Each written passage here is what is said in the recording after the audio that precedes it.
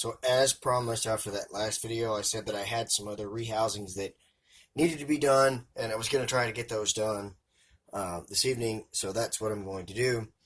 I've got 3 more rehousings that I'm going to do, and I'm confident enough that they're all going to go smooth enough that I can get them all in one video. And this is the first one. This is the setup. It's something very, very simple, just a little substrate, pile of moss in the corner for moisture, because this particular invertebrate that I'm rehousing probably would not use a water dish.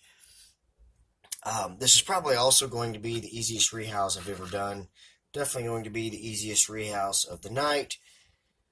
Here is the first subject of our first rehouse. This is something else again that I got at the last expo that I was at. This is the Phryneus whitei, the Central American tailless whip scorpion. I haven't interacted with it much, but it was just in a 32-ounce deli cup, and this cork bark was actually as tall as the deli cup, so I had to angle it, and I could barely get the lid on it. And then, of course, when I put roaches in there, they hid on the bottom of underneath the cork bark here because it was at an angle, so this thing didn't have the opportunity to feed like it should have. So what I'm going to do is take this cork bark and kind of submerge it into the substrate a little bit on this side. That way the roaches cannot hide underneath it. And this guy will probably be a lot better off in here. Sorry, hand in the way. See, there we go. I was just pushing the cork bark down, and a roach popped out from some crack or crevice in the cork bark there. They have found lots of places to hide, and that has made it difficult for the whip spider to find them, or whip scorpion, whatever. So there is the first rehouse. Really wish I could give you guys a feeding clip of this guy, but just doesn't work out like that. So there is the first one down. Let's get the next one ready and let's move on. Alright, so here is rehousing number 2. Pretty basic terrestrial setup. Couple of inches of substrate, and then I took a piece of flat bark and just kind of excavated out from underneath it and just kind of packed the substrate around it to keep it, sitting at a bit of an angle so that there is a space underneath. I put a couple of leaves in there and a couple of sticks for anchor points for webbing, because if this species happens to be the species I think it is, yes, that's right, I'm not exactly sure what species this is, then it's going to be a bit of a webber, not as heavy of a webber as, say, a GBB or OBT or something like that. But they like to web, so I gave it some anchor points. And without any further ado, let's introduce you to the second rehouse of the night, and the one that, like I said, I'm not exactly sure what species it is. This one was sold to me from, I believe, Palp Friction or Fear Not, as a Bonatina species Camella, possibly a Bonatina cyanophymer. Now, for those of you who've been watching me for a while, you may know that I have a subadult cyanophymer, and that this one looks very similar, but until it molts again, which it looks like it's getting ready to, we probably won't be able to tell. So I'm thinking that this rehouse will go pretty smooth, because this little guy is actually kind of chill. Not sure how I can do this to where we can see everything. I mean, this little guy really doesn't, get too upset or, run too far, usually from just one corner of the enclosure to the other. So let's see if I can flush it out and maybe down into its burrow, and maybe we can get a bit of a look at it at the same time. This guy, they are gorgeous.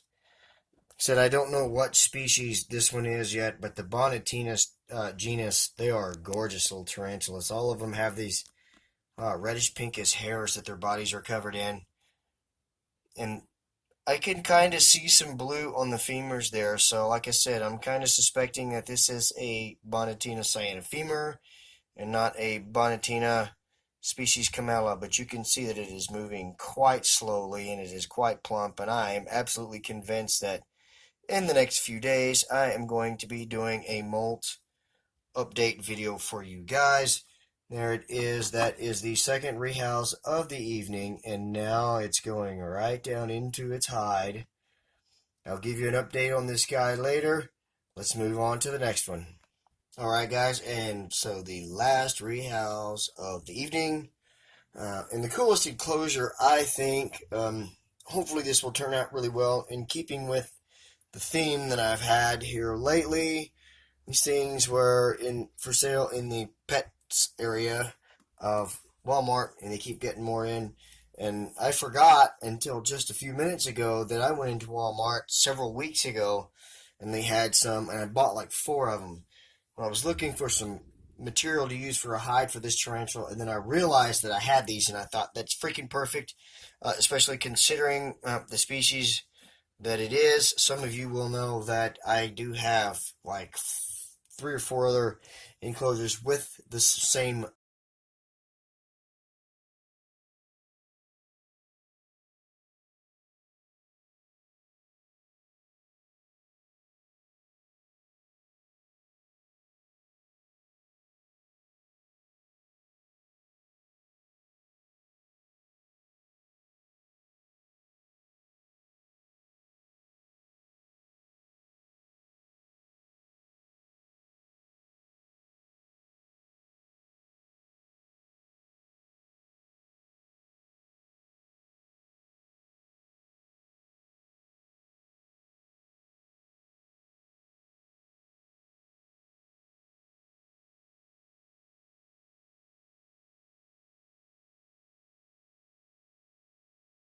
toenails clicking across the floor. No, this is not a Tom Moran video.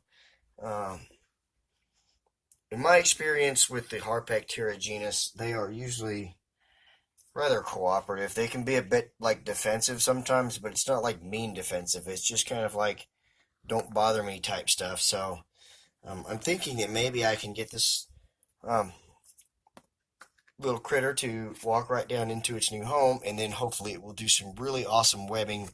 Oh, it's going to get defensive on us. Yeah, yeah, it's typical Harpactira getting fussy with me. Like I said, my other Harpactira pulchripes juvenile that's a little bigger than this actually has done some really awesome things with its webbing, and I will show that at some other point. But there we go. This will conclude today's rehouse video, and again, I hope everybody really enjoyed this video, and that you will let me know with a thumbs up, with a comment. You will subscribe if you have not done that. You will share this video with your friends. Much love to my buddy Jonathan from Tennessee Tarantulas for providing me this beauty, who was going to try to make a run for it. So there we go. Now it's down in the skull. Okay, I feel a little better now. I will give updates as they come. I'll be looking for more videos coming pretty soon. I've got some updates and a few other things, possibly some breeding projects coming up. So anyway, I'm going to quit yapping, shut up, let you get back to your Netflix binge watching or whatever you were doing.